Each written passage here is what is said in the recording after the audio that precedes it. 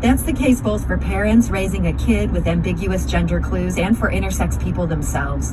In some cases, they may not discover they're intersex until they hit puberty. In others, it may be even later in life. Joining me in studio to talk about all of this is Dr. Christopher Lewis. He's a pediatric endocrinologist at Washington University in St. Louis and medical director of the Differences of Sex Development Clinic at the St. Louis Children's Hospital. Dr. Lewis, thank you for joining us today. Thank you for having me. We're also joined by Jordan Braxton. She is a chef in town, and you might know her by her previous name, which was Leon Braxton, and she has her own intersex story to tell. Jordan Braxton, welcome to the show. Well, thank you for inviting me. Has being intersex affected your life or your children's lives? Do you have a question or comment for either of our guests? Give us a call at 314-382-8255. That's 382-TALK. Or you can send us a tweet at STL On Air or email us at talk@stlpublicradio.org. So Dr. Lewis, as I was sort of clumsily trying to explain above, this is really such a broad range of conditions. What unites the intersex? So like you were mentioning earlier, it is a group of medical conditions in which someone's anatomic anatomy, chromosome, gonads, or internal or external structures can be different than what we assume someone may be on a range of male to female in terms of sex. Sex is, when we're born, is really designated based off of what we assume someone's anatomy is on the outside at birth. And sometimes that can be ambiguous, and sometimes it's not. Even in certain persons who have intersex conditions, the external anatomy can still appear binary, or what we would consider male or female. So you might think you have a baby that is a boy, and it might be that it's just a bit more complicated than that. Correct. When is this something that people begin to realize that, yes, there's an intersex condition here? So that can happen at any stage of life. Sometimes it's found soon after birth or even before birth, based off of things that have been taking place during pregnancy with ultrasounds and testing. Other times it doesn't present itself until later in puberty, whether they're going through a typical or atypical puberty. And sometimes it doesn't present till later when people are undergoing tests for other things, or if they're looking for help with fertility. Okay. So Jordan Braxton, your life is actually a classic example of what we're talking about. This is not something that you were aware of for a very long time. So tell us a little bit about your story. I understand you grew up in Kansas City. Mm-hmm. Yes, correct. And what was your childhood like? I had a very beautiful childhood. I just went to school. I played in the park. I played tennis, basketball. I did very typical male things. So I didn't really go through puberty, but at that time, no one knew what intersex was, or no one even had an inkling. So I went to my pediatrician and I said, "Hey doc, I'm in the locker room and boys are developing things I'm not developing." And he said, "That's because you're probably just in delayed puberty, so you'll have puberty later." You're just a late bloomer. Yeah, I'm just a late bloomer. So I just went off to college, started my career. At 52, I was at the doctor, and the doctor was going to do some blood work, and she did the blood work. It was Dr. Teresa Knight at the Women's Clinic. God rest her soul, she's passed since then. And she said, "Hey, is there something you need to tell me?" And I was like, "I don't think so. What's wrong?" She said, "Well, come back in. I want to do some more blood work." So she did some more blood work, and she came back and she said, "According to your paperwork and your blood work, you are a pseudohermaphrodite." So at that point, I was like, "Huh? What do you mean? I don't understand." Did you even know what that word meant? Well, no, I had paid attention to biology class, and I knew what that meant, but she kept talking, and like anytime a doctor gives you a diagnosis, the patient yourself, kind of zone out. That's why you bring a friend with you so they can listen.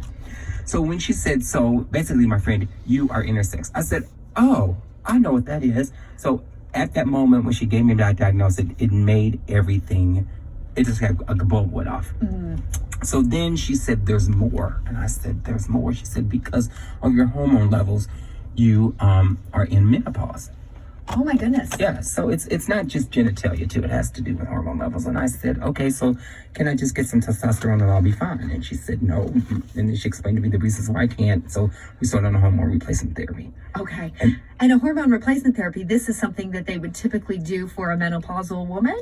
Or, okay. Yes. And so this was your choice that at that point you decided, yes, that if this is what my chromosomes are saying, I'm going to roll with this. What my hormones are saying. And I said, well, yeah. So, okay. So I started on hormones, but when I started hormones, it put me into puberty. So I had to go through menopause and puberty at the same time. Dr. Lewis, listening to this story, and I know you've probably heard Jordan's story before, the idea of somebody who has been going to the doctor throughout their life and they get to a point of being 52 before anybody detects this. Is this a case of doctors who should have picked up on some clues, or is it possible there would not have been clues in this case? So, like we mentioned earlier, intersex conditions are a wide group of different health outcomes, and some of them you can go your entire life and never be diagnosed. Others require urgent interventions soon after birth, and so it's a pretty vast array of presentations in which people can present with an intersex condition. Okay, so you're not shocked hearing that this was Jordan's story? Definitely not. Jordan, for you, you said it was kind of like a light bulb went off. What were some things that began to make sense once you understood, yes, I'm intersex? Because in my story that I've told several times, is that I never felt masculine. I always felt feminine. So people always just said, oh, well, that's because you're gay. And I was like, okay, so I accepted that. But as you get older, and had it not been for Dr. Knight, I would have never, ever find out that I was intersex. Because there's a lot of people who don't even find out intersex until they do an autopsy. Mm-hmm. So it just made everything clearer to me. And it gave me, when I started on the hormones, all my anger and anxiety, and it like my mind and body weren't in the same space. So now everything's fine. I'm 58. And I have never been healthier and happier. That's so great to hear. Mm-hmm. Now, I know that before this, you had been interested in drag, and you had been a pretty prominent drag performer. Mm-hmm. Do you think that was tied into the fact that really you had all this femininity? Well, for a long time, when I used to go to the bars and the girls in the show would say, you know what? You're actually a woman. And I'm like, no, I'm not. Shut up. And I'd get mad and I'd cuss them out and I'd storm out the bar because I was mad because I was like, no, I'm just a gay man who likes sports. And they're like, no, you're not. And so as time went on, people kept saying it. And then one night I just gave in to peer pressure. And I said, okay, put some makeup on my face and say what I look like, because I was not going to go on the stage and look ugly. So a girl has to have some standards. Yeah. I'm very vain that way. So put makeup on, long story short. You have the drag mother, and back in the day, before you could even get on stage, you had to perform for your drag mother, because if you were horrible, you could not take her name, you could not be associated with her. So my drag mother, his name is Jeff Noble, Mona Desmond. So we performed in the living room, and I got approval. Went to the next week was an amateur show at nights. I was an amateur show. I was horrible. Horrible. I mean, that's got to be a hard thing to do for the first time. It was hard. I was horrible. So I went home. I honed my craft. But people were saying, you don't have enough makeup on. I was like, I don't want all that makeup on. I've never worn a lot of makeup. So fast forward to now, I look at as Diana as a precursor to who I am today. Mm-hmm. Do you continue to perform? Yes, but not. I don't care if I do a show again. Yeah, you don't need that anymore. I don't need that anymore, but I do it for charity. Okay. Yes. So if the right cause comes along, yes. you can be persuaded. Yeah. But it sounds like overall you're finding the fulfillment in your life these days. You don't need that performance aspect. No, I have found my authentic self. Dr. Lewis, so back in the day, I understand that physicians just didn't really understand how to deal with these conditions in a way that they do now. Historically, what might have happened in a case like this if this was detected? Something like Jordan having these blood tests come back the way they came back? So again, it would depend on at what point in someone's life they are diagnosed with an intersex condition. It would depend on what the condition actually is and what are the known interventions or treatments that even are required for that condition. Some intersex conditions do not require any sort of actual therapy from a hormonal or surgical standpoint, and others do. Some may be elective procedures that are only pursued if the patient is interested in it. Others are maybe medically indicated. For a lot of individuals, we wait until someone is of age. They can provide their own thoughts and input, or what we call in the medical community consent or assent, before doing surgical interventions that are not necessary from a medical standpoint. In the past, that may have been different, where people were undergoing surgical procedures that changed their anatomy and aspects of who they are without their permission. This was being done to babies, for example? Yes. Okay. And I assume this was coming from a place where the doctors thought that they were doing something helpful.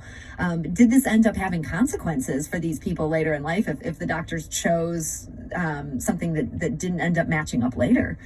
Well, I think what me and my colleagues that also practice in taking care of people with differences of sex development is that those who have been taken care of in the past are recognizing that the surgical interventions that were done without their assent or consent may not have had the best outcomes, and they frequently wish that nothing had been done or something different had been done. Okay. And I think it highlights the nuances and differences between biological sex, gender expression, sexual orientation, other aspects of what we call SOGI, or sexual orientation gender identity data, and how they may be different than what people assume. So Jordan's story is Jordan's story.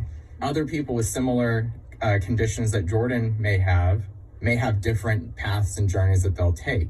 And so those variations in how someone's outcome is going to be is really dependent on the individual. Okay. We're talking to Dr. Christopher Lewis and Jordan Braxton about the intersex condition. We need to take a quick break, but we'll be back shortly to continue this conversation. This is St. Louis on the Air.